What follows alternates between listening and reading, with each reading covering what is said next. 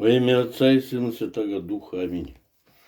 Живи в помощи Вышнего, крови Бога Небесного дворится, речет Господи, заступник мой все, прибежище мое, Бог мой, уповаю на Него, яко то избавит тебя от сети лучше, и ослави семя тежно плечма своему оценит тебя, и в открыле Его надеешься, оружием будет тебя истина Его, в небо боишься от страха ночного, от стрелы летящие во дне, от вещи во тьме приходящие, от зрящие беса полуденного воде до стороны твоя тысяча, и тьма одесную тебе к тебе же не приближится, обаче чему твоим осмотришь, и воздаяние грешников узришь, яко ты, Господи, упование мое, Вышнего положилось и прибежище твое, не придет тебе зло и рано не приближится телеси твоему, яко ангелом своим заповеся тебе сохраните тебя о всех путях твоих, на руках возьмут тебя, да никогда приткнешь, о камень ногу твою, но аспида Василиска наступишь,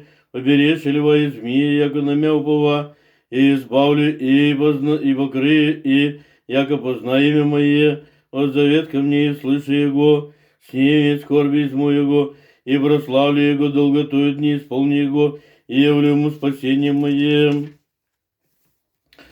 Живи помощи Вышнего.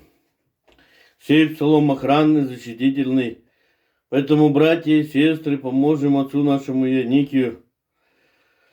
Подмогнем, каждый по словечку-то замолвит, и Господь услышит. Так сказал святитель Лукавый Наисенецкий. Много нас, давайте, братья, замолвим словечко. Каждый прочитайте Псалом 90 в защиту батюшки нашего Ионикия.